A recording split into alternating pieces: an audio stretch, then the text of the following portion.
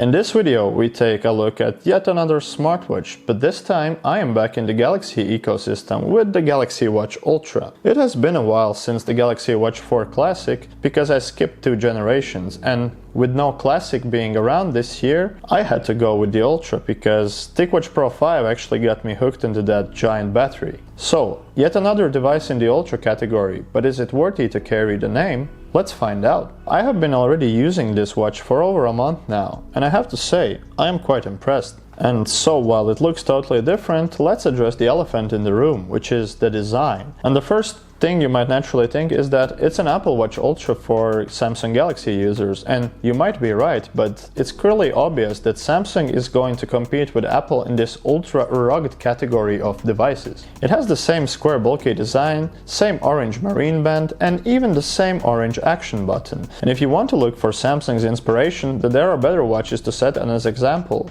like the Hermes H08 or Samsung's own long forgotten Galaxy Gear Sport, which had the squircle design and the rotating bezel. And this squircle design is actually quite unique because while the frame is actually a rounded square, the display is a circular one, keeping things familiar and having the same UI as all the other Galaxy watches.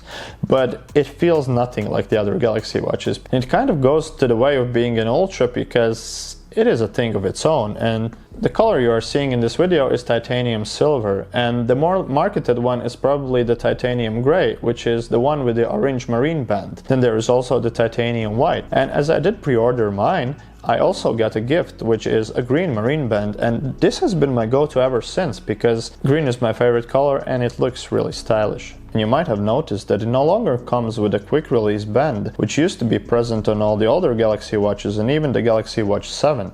It now has a proprietary band, which looks quite similar to Apple's, but instead of sliding in from the side, you actually have to push the button and press it in a forward motion, both while attaching and detaching the band. While you might use third-party adapters to fix the compatibility, you might have to sacrifice the durability. So let's talk about the housing materials, which probably make up the most price premium of this watch. In continuation from the rugged Galaxy Watch 5 Pro series, we also see titanium body here, but now it is a higher grade 4. Matte on top and the bottom, and with shiny edges, which look really nice in the sunlight. While most of the housing is made from titanium, you will actually see black plastic-like material going around the buttons and the speakers. And it appears that this kind of practice is present also on the more premium Garmin watches.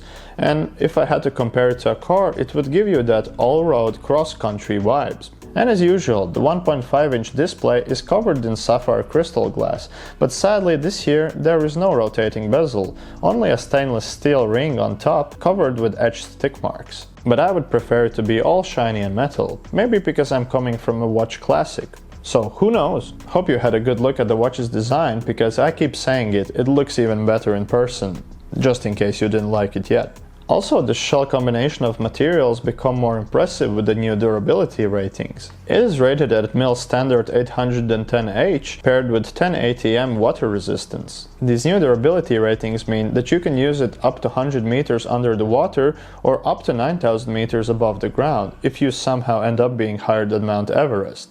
And while the outdoor design is quite stunning, there are also a lot of upgrades in the hardware department. This year we also get a new chipset from Samsung, which is the Exynos W1000 based on the 3nm process, and scaling down is always good for efficiency. While RAM and storage remains pretty much the same modern baseline at 2 GB of RAM and 32 GB of storage. But what is important to know is that the Galaxy Watch Ultra only comes as an LTE variant, so you can add that eSIM and leave your phone home while going out with the watch. And the display has also gotten much brighter, featuring up to 3000 nits of peak brightness, and I can surely say that even in the brightest sunlight conditions, the display was clearly visible, so it's a worthy upgrade. There is also now a new biometric sensor array, which promises to bring more accurate measurements than before, but it also comes with one drawback. You can no longer utilize reverse wireless charging from phone because the coils are placed further away. But I have to be honest here, I only ever use reverse wireless charging for charging my Galaxy Buds when, for example, I'm in gym. But with charging the watch, it has been always like a hit or miss because you have to align it and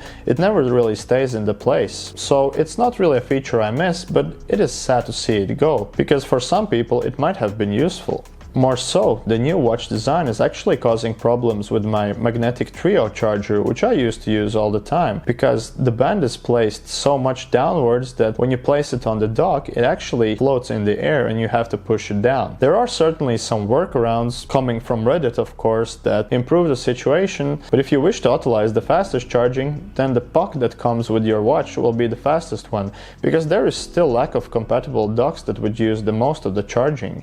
Even from Samsung, it is a bit weird not to see new docks coming out that support multiple device charging. And while talking about the charging, the watch features the same 590 mAh battery featured in the Galaxy Watch 5 Pro. It is still not the biggest in the market, as you know about the TicWatch Pro 5, which I reviewed, but it now has the 3nm process, which should help things, and it is still a pretty big battery, but we'll take a look at battery life in a minute. Other improvements include the dual frequency GPS, which should now make on-watch GPS workouts more accurate, and there is also a louder speaker, which has the ability to ring an 85 decibel siren. Just have a listen.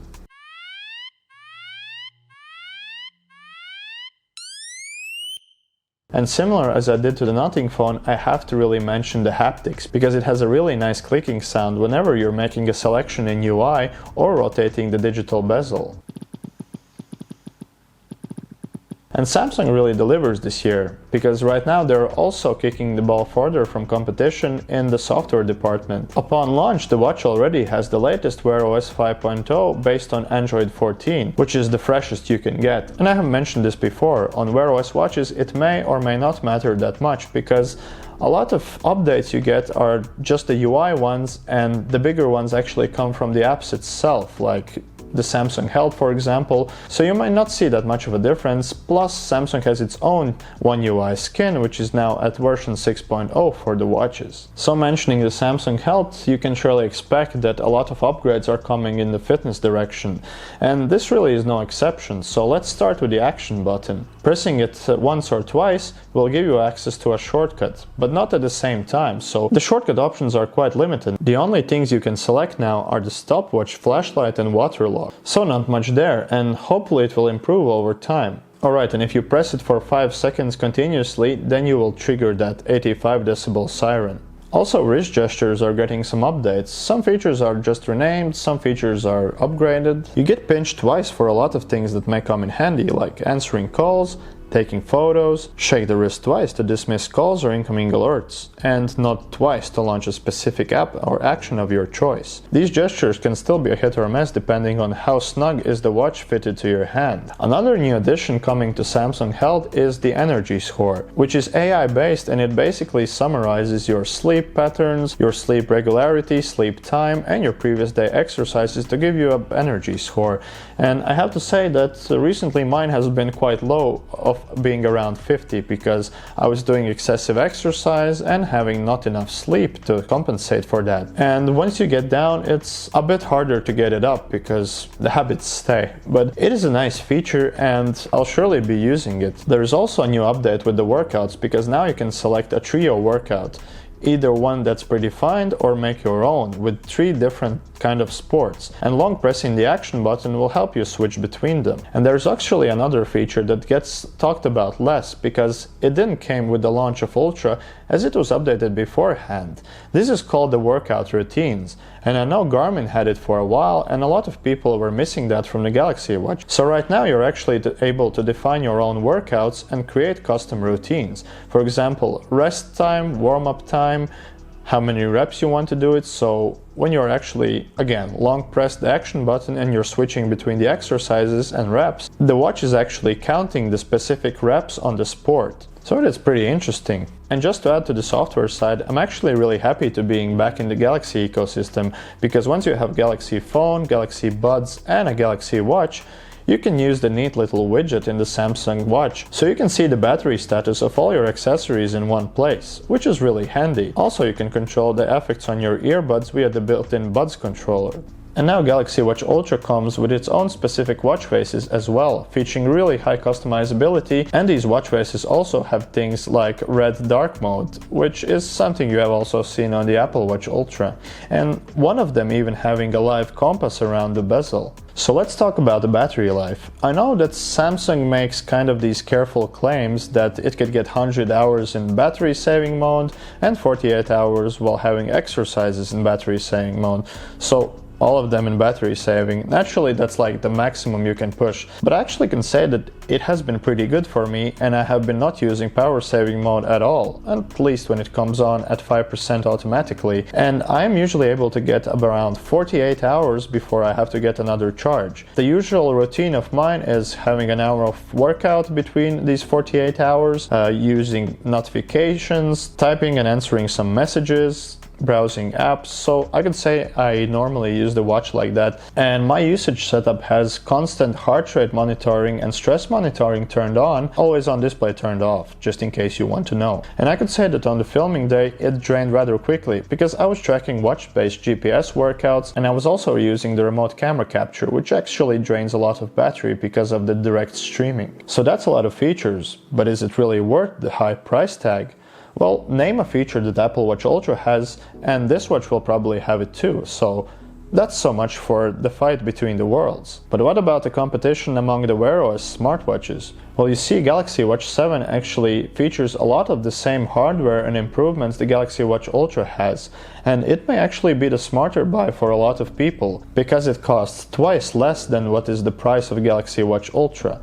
So naturally, this may be more appealing for some people, because it would still be the better Wear OS watch out there right now. But why should you get the Galaxy Watch Ultra then? Well, I think that you're already seeing where I'm going with this throughout the video. Since the price buildup becomes more and more understandable, it's like putting a Galaxy Watch 7 in an ultra-rugged case with premium materials and having the best top-of-the-shelf features you can have in a watch. And this is what defines Ultra, just like with the Galaxy Phone Ultra. Well, it is also true that market is now creating specific niche segments targeted at professionals, whilst being favored by everyone else too. And it often happens with people having the thought in the mind, I want to have the best Galaxy Watch Samsung has to offer, and this year it's the Ultra. And you will be paying for these extras like grade 4 titanium body, LTE as standard, giant battery, and of course latest cutting edge features. And while it is also true that most of us will never go 100 meters below the water or 9,000 meters above the ground to push the watch to its limits, but this is surely the best Galaxy Watch, or should I even say best Wear OS watch money can buy right now.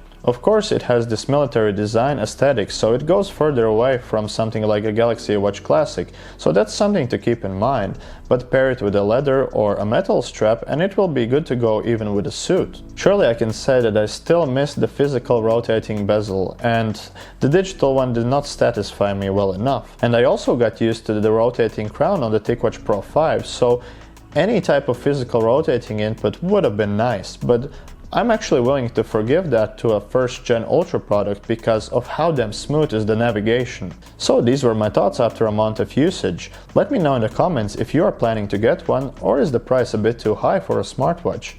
And see you in the next video.